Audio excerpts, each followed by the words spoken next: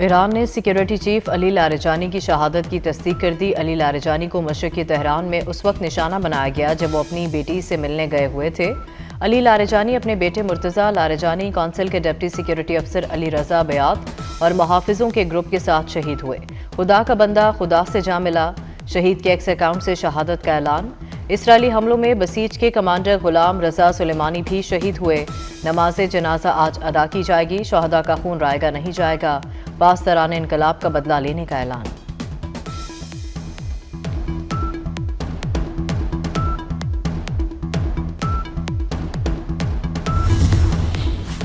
ایرانی صدر Masoud Pezeshkian کا شہید علی لاریجانی کو خراج عقیدت۔ کہا، شہید علی لاریجانی ایک نمایاں اور قیمتی شخصیت تھے۔ علی لاریجانی اہم شخصیت لیکن نظام متاثر نہیں ہوگا۔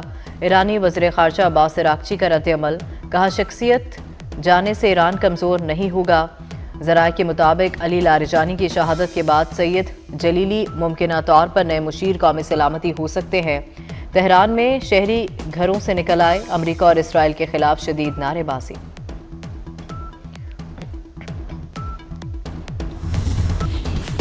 علی لاریجانی کی شہادت کے بعد ایران نے اسرائیل پر میزائلوں کی بارش کر دی۔ ایرانی پاسداران انقلاب کی آپریشن وعدہ صادق پور کے تحت اسرائیل کے خلاف حملوں کی 61ویں لہر۔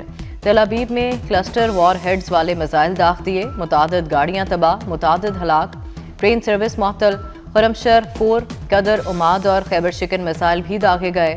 100 سے زائد فوجی اور سیکیورٹی اہداف کو کامیابی سے نشانہ بنایا گیا۔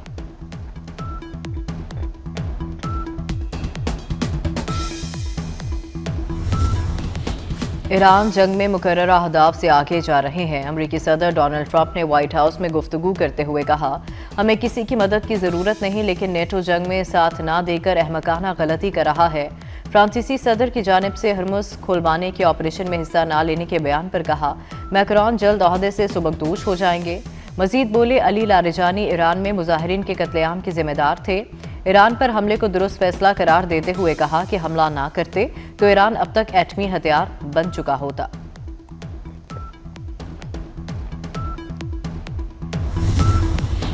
خلیجی ممالک میں امریکی اڈوں پر میزائل اور ڈرون حملے جاری۔ قطر میں ڈرون اور میزائل حملے، بغداد میں امریکی سفارت خانے پر ڈرون حملہ، دفاعی نظام کی ڈرون کو روکنے کی کوشش، ڈرون امریکی سفارت خانے کے احاطے میں جا گرا۔ یو اے ای میں حملوں میں اموات 7 ہو گئی۔ ابوظہبی کی شاہ گیس فیلڈ میں ڈرون حملے سے لگی آگ بجھا دی گئی۔ فجیرہ کے قریب آئل ٹینکر پر نامعلوم پروجیکٹائل سے حملے میں جہاز کو معمولی نقصان پہنچا۔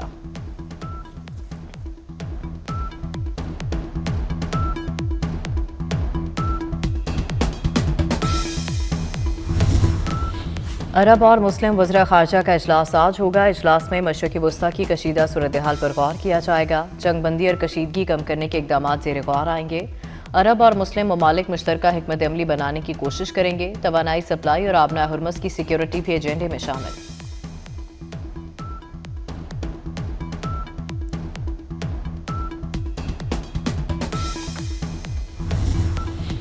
سعودی عرب میں شوال کا چاند آج دیکھا جائے گا۔ چاند نظر نہ آیا تو جمعرات کو 30واں روزہ اور عید الفطر 20 مارچ بروز جمعے کو ہوگی۔ سعودی عرب اور بیشتر عرب ممالک میں 18 فروری کو رمضان کا آغاز ہوا تھا۔ پاکستان میں مرکزی رؤیت ہلال کمیٹی کا اجلاس کل ہوگا۔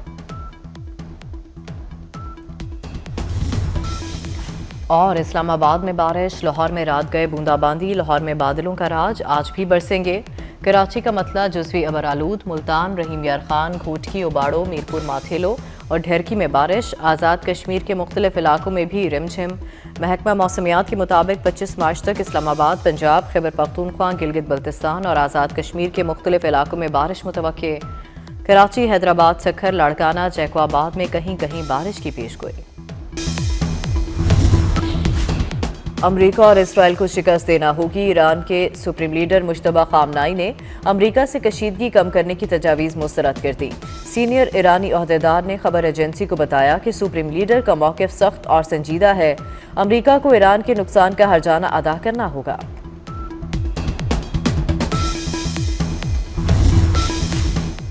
ایران جنگ پر ٹرمپ انتظامیہ کو بڑا جھٹکا۔ امریکی director national counter terrorism center Joe Kent مصطفی نے ایران جنگ پر عہدہ چھوڑ دیا۔ ایران سے امریکہ کا کوئی خطرہ نہیں تھا۔ امریکہ نے اسرائیلی لابی کے دباؤ میں آ کر جنگ شروع کی۔ امریکی اور اسرائیلی میڈیا نے غلط خبریں پھیلائیں، جوکنڈ کا موقف۔ وزیر دفاع خواجہ آصف کی افغان طالبان رجیم پر کڑی تنقید، کہتے ہیں افغانوں کی میزبانی ہماری سب سے فحش غلطی تھی۔ محسن کش لوگ اس ریاست پر حملہ آور ہیں جس نے پناہ گاہیں دی، یہ وعدہ نبھاتے نہیں، اربوں روپے وعدہ نبھانے کا تعاون مانگتے ہیں۔ پاکستان نے نہ صرف پناہ دی، ان کے لیے ایک سپر پاور سے ٹکرا گئے۔ آپریشن غضب للحق کامیابی سے جاری، پاک افواج کے افغانستان میں فضائی حملے۔ کابل ننگرہار میں افغان فوجی تنصیبات کو نشانہ بنایا۔ کابل میں 2 مقامات پر ٹیکنیکل سپورٹ انفراسٹرکچر اور ایمونیشن سٹوریج تباہ کیا۔ خیبر سیکٹر سے ملحقہ افغان طالبان کی فوجی پوسٹیں بھی ملیا میٹ۔ پاک فوج نے اینٹی ٹینک گائیڈڈ میزائل سے پوسٹوں کو تباہ کیا۔ شمالی وزیرستان میں افغان طالبان کی جھنڈا پوسٹ بھی اڑا دی۔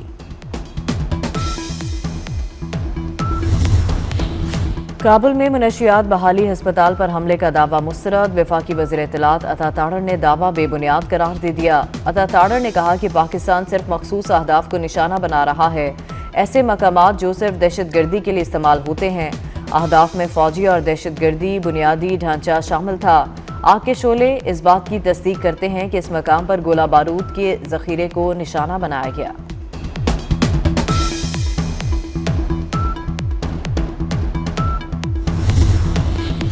افغان جریدے نے پاکستان کے خلاف افغان طالبان کے پروپیگنڈے کو بے نقاب کر دیا۔ افغان جریدے کے مطابق پاک فوج نے افغان طالبان کی صرف فوجی تنصیبات کو نشانہ بنایا۔ پاکستان نے پیر کی رات حملے میں فتنہ الخوارج اور افغان طالبان کے کیمپ کو نشانہ بنایا۔ طالبان نے حملوں کے بعد قریبی منشیات کے عادی افراد کے ہسپتال کو آگ لگا دی۔ پاکستانی طیاروں نے کلینک سے 200 میٹر دور اہداف پر بمباری کی۔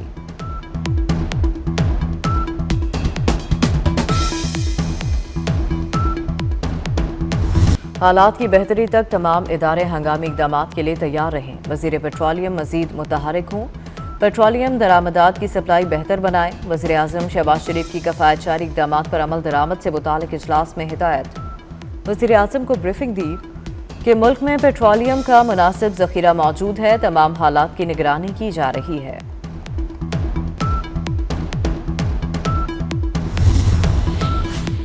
کراچی میں 12 الیکٹرک بسوں کے نئے روٹ کا افتتاح۔ شرجیل میمن نے اپنے خطاب میں کہا، پیپلز پارٹی اپنے وعدے پورے کر رہی ہے۔ سندھ پہلا صوبہ ہے جس نے الیکٹرک بسیں شروع کی۔ خواتین کے لیے پنک بسیں بھی سب سے پہلے پیپلز پارٹی نے متعارف کروائیں۔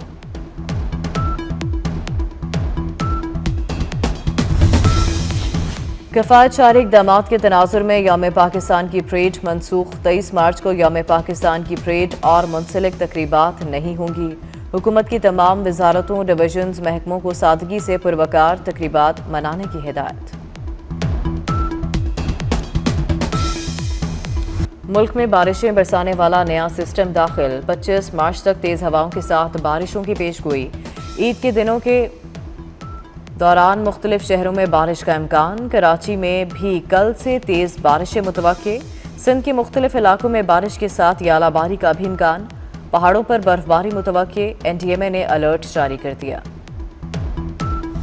پردیسیوں کی عید منانے کے لیے گھروں کو واپسی، تمام بس اڈوں پر رش۔ لاہور میں سٹی بس ٹرمینل بند روڈ پر بھی غیر معمولی گہما گہمی، ٹیکسی اور رکشے کے کرائے بڑھ گئے۔ 28 اور 29ویں روزے کی ٹکٹوں کی بکنگ مکمل ہو چکی۔ سٹی بس ٹرمینل چھوٹی عید کی بڑی تیاریاں، بازاروں میں خریداری عروج پر، بچے بڑے اور خواتین سبھی خریداری میں مصروف۔ خواتین کو کپڑوں اور جیولری کے بعد من پسند جوتوں کی تلاش۔